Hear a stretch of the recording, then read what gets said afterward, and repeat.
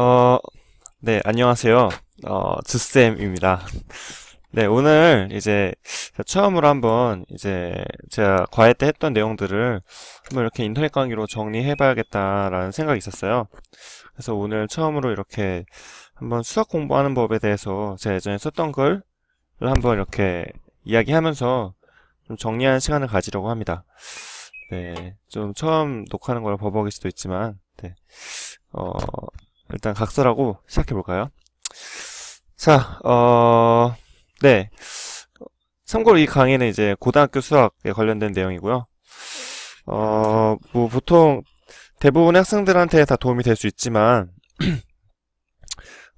저는 뭐 특별히 좀 이미 약간 공부가 끝난 고3 학생들한테 좀 도움이 될 거라고 생각하는데요. 네, 아무튼 먼저, 네, 방법에 대해서 한번 들어가 보도록 하겠습니다. 먼저 이제 한번 생각하는 게 중요할 것 같은데, 기존에 우리가 갖고 있는 수학 문제 풀이의 문제점에 대해서 한번 볼게요.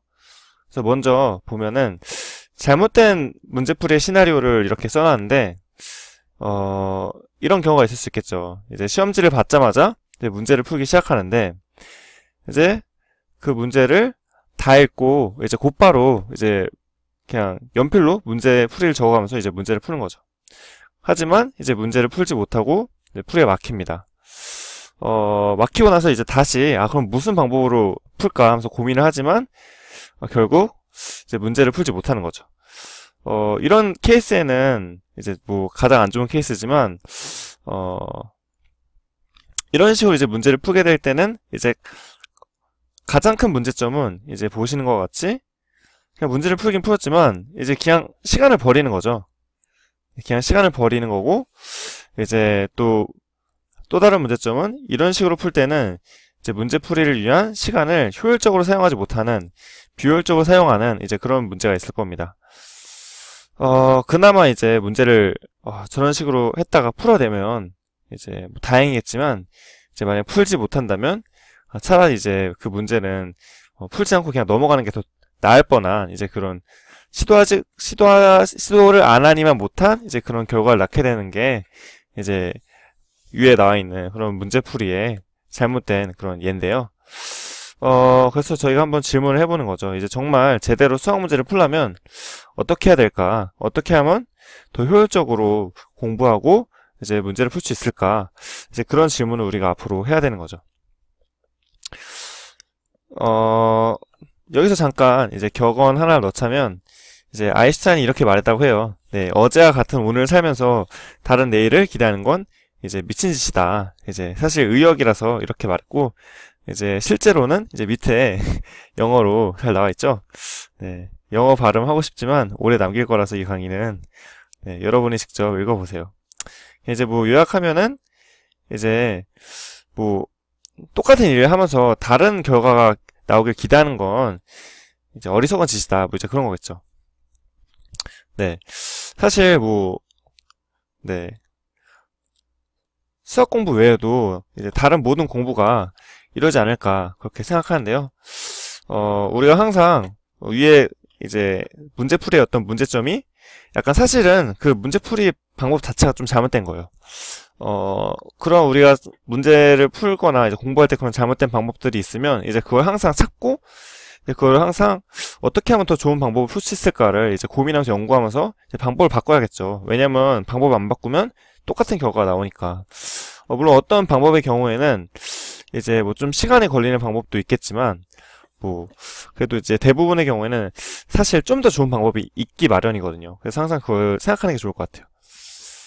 그래서 이제 앞으로 공부할 때는 이제 어떻게 하면 더라는 어떤 키워드를 마음에 새기고 이제 키포인트는 더 나은 공부 방법을 이제 자기만의 그 더 나은 공부 방법을 설계해 가면서 이제 공부를 한다면 분명히 더 좋은 결과가 있을 것이다. 이제 저는 그렇게 생각합니다.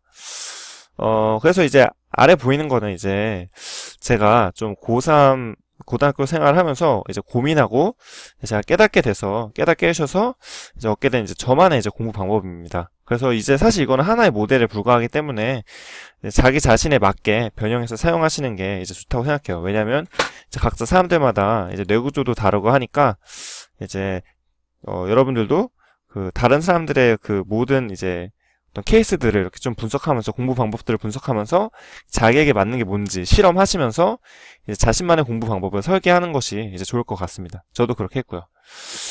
네, 그래서 이제 한번 들어가 보겠습니다. 이제 제가 생각하는 수학 공부하는 법에 대해서 말씀드릴 건데요. 네, 한 5개 정도 방법이 있는 것 같은데, 네, 한번 보시죠.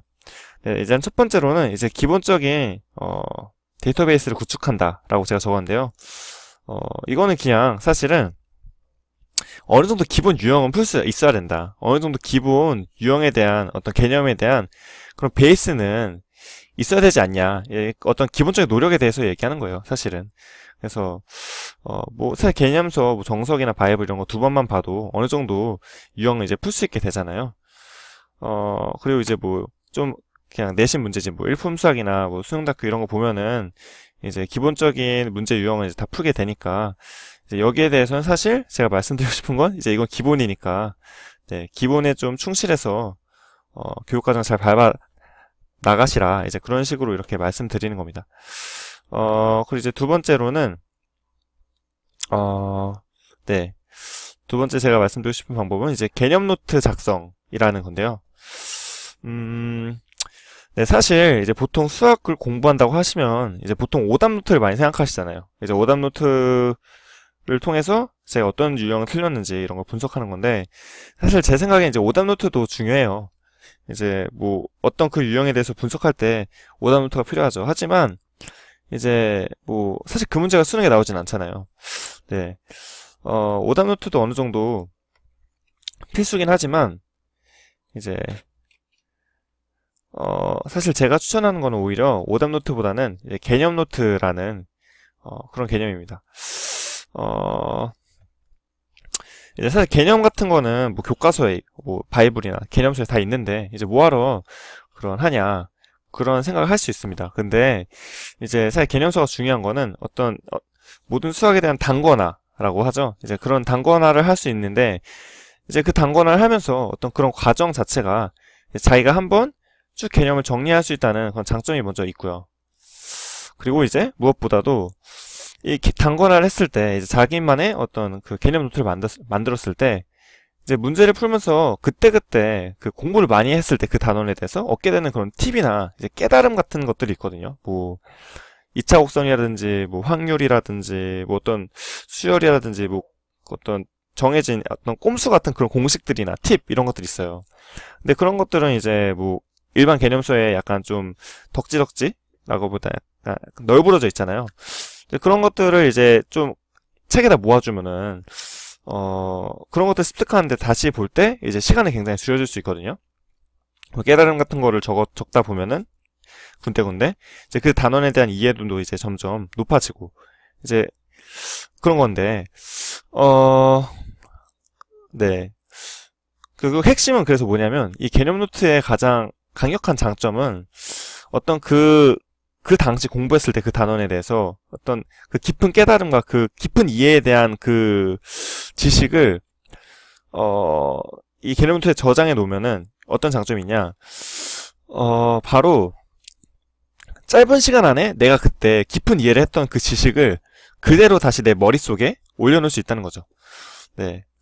그래서 그냥 이렇게 말씀드린 거예요. 이제 이 개념 노트를 잘 하면은 정말 그 당시에 내가 정말 공부 열심히 했을 때 그 감이 충만했던 그 상태를 그냥 내가 10분만 다시 그 개념 노트를 봐도 다시 그 감을 끌어올리려면 원래 한 3, 4일 정도 공부했어야 되는데 이제 다시 그 효과를 얻을 수 있다. 이제 이게 사실 그 개념 노트 핵심, 효율성 이겁니다. 뭐 한 가지 예를 들자면 이제 옛날에 중간고사 같은 거를 공부했던 기억이 있으시잖아요. 근데 이때 보통 지금 생각해보면은 뭐 기말고사 이런 게 공부했던 게 우리가 그때는 분명히 막 한 달 정도 이렇게 밤새워가면서 열심히 공부를 했잖아요. 맨날 뭐 11시, 12시 뭐 1시 가면서 이제 공부를 했는데 사실 지금 여러분한테 물어볼게요. 그거 다 기억나나요? 아예 기억 안 나잖아요. 그죠? 근데 사실 우리는 그렇게 정말 열심히 공부를 했어요. 막 새벽 막 맨날 막 1시 막 2시 가면서 공부했는데 지금 기억이 안 나잖아요. 그게 뭐냐? 비율, 에너지 낭비라는 거죠. 사실 공부는 그렇게 하면 안 돼요. 제가 이런 거에 대한 문제의식을 갖고 생각했던 거는, 아, 이제 이렇게 하면 안 된다. 이제 이거 개선해야 된다. 그렇게 생각해서, 아, 어떻게 할까 하다가, 이제 공부는 축적해야지 효율성이 올라가기 때문에, 축적하자. 어떻게 하면 축적할까? 그렇게 고민하다가, 이렇게 자신의 깨달음이나 팁 등을 노트에 적자라고 생각하게 된 겁니다. 그럼 노트에 적게 되면은, 그냥 남이 적은 자료를 보는 것과 내가 자료를 만들어서 보는 건 약간 차이가 있거든요. 그냥 어떤 그 당시에 기억의 흔적들이 이렇게 생기기 때문에 기억이 훨씬 빨리 나고 이제 어떤 생각의 그런 로그, 플로우가 이렇게 기록되어 있으니까 되게 머릿속에 짧은 시간 안에 다 들어와요. 그리고 이제 문제풀이 위한 세심한 팁까지도 아까 말씀드렸듯이 짧은 시간 안에 다시 습득할 수 있기 때문에 뭐 이제 수능 볼 때도 도움이 되고 끝나고 이제 저처럼 과외를 할 때도 사실 써먹을 수 있죠. 왜냐면 뭐 3년 동안 공부했던 거지만 제가 뭐 10분, 20분만 보면 다 기억할 수 있으니까 사실 개념노트 제 생각에는 수학에도 필요하고 굉장히 중요합니다. 그리고 이제 다른 어떤 공부하는 그런 과목에 있어서도 충분히 이제 적용이 가능하다. 이제 저는 그렇게 말씀드리고 싶습니다. 네. 그리고 이제 이러면 안 되죠? 네. 세 번째는 이제 마인드 노트라는 건데요. 네. 마인드 노트. 세 번째 제가 말씀드리고 싶은 건 네, 마인드 노트입니다. 마인드 노트는 뭐냐 또 이렇게 생각할 수 있는데 네, 이건 제 스타일이에요. 네. 어떤 거냐면 이거는 예를 들어서 네, 이런 적이 있었을 거예요. 여러분들도 분명히 어떤 중간고사 수학 시험이나 무슨 도덕 시험 이런 거를 봤다고 칩시다. 근데 아마 끝나고 나자 여러분 이런 생각 들었을 거예요. 아, 왠지 한 번만 더 보면 더 잘 볼 수 있을 것 같다. 아, 진짜 다시 보면은 시간이 부족하지 않을 텐데. 아, 다시 보면 정신 차려서 잘 봤을 텐데. 뭐 이런 생각을 했을 때가 있겠죠. 이때는 사실 여러분들 실력이 부족한 게 아니라 그러니까 공부가 부족한 게 아니라 네, 사실 그게 문제였던 거죠. 뭐였냐면 어떤 그 시험을 보는 시험을 보는 실력 그 자체의 문제였던 거죠.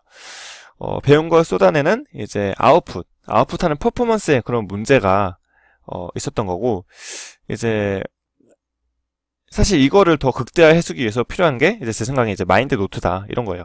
그래서 이제 여기는 어떤 걸 적냐, 약간 뭐 이런 마인드를 적는 거죠. 시험 보기 전에 분명히 뭐 시험 시간이 모자랄 거다, 혹은 뭐 이제 내가 푸는 문제는 남들도 다 푸니까 이제 교만하지 말고 최선을 다하자. 뭐 내가 진짜 맞춰야 하는 문제는 25개 문제가 아니라 나머지 어려운 5개 문제다. 쉬운 문제가 아니라 여기서 이제 변별력이 있으니까 뭐 이런 것들 이제 적는 겁니다. 자, 이런 것들 적고 시험 보기 전에 잠깐 보고 들어가면 아, 내가 정말 시험 보기 전에 마음을 잘 이렇게 마인드를 잘 잡아서 시험 계획을 이렇게 세워서 시험을 봐야겠다. 긴장을 하고 봐야겠다. 이제 이런 것들을 생각하고 볼 수 있거든요. 사실 근데 이런 게 제 생각에 굉장히 도움이 된다고 생각해요. 뭐 단기간에 어떤 시험 점수를 올리고 싶다 했을 때 그 아웃풋하는 그 마인드만 잘 짜도 그래도 좀 본인의 실력을 최대한 끌어올릴 수 있는 방법이 아닌가, 저는 그렇게 생각하거든요. 그래서 이제 뭐 이런 부분이 굉장히 중요한데 뭐 이제 몇 가지 더 마인드 노트에 적을 게 있습니다. 예, 뭐 이런 것들에 대해서 뭐 좀 더 말씀드릴 수 있는데요. 뭐 저는 이제 나중에는 실수 노트까지도 만들었어요. 그래서 뭐 예를 들어서 코사인 뭐 파이가 이제 뭐 마이너스 1이잖아요. 근데 뭐 가끔씩 저는 1로 잘못 계산할 때가 있었는데 이제 뭐 그런 것들도 한번 이제 실수 노트라고 해서 적어봤거든요. 근데 그러면 이제 뭐 실수 노트까지 하냐, 그렇지만 그렇게 말씀할 수 있지만 그냥 실수 노트 같은 것도 이제 만들면은 사실 뭐 다음번에 코사인 파이를 딱 만났을 때, 비슷한 상황 만났을 때 약간 조심하게 되거든요. 뭐 그런 장점이 있어요. 이제 그렇듯이 시험 보기 전에 최대한 어떤 감을 끌어올리기 위해서 이제 이런 것도 필요하다. 이제 저는 그렇게 말씀드리고 싶네요.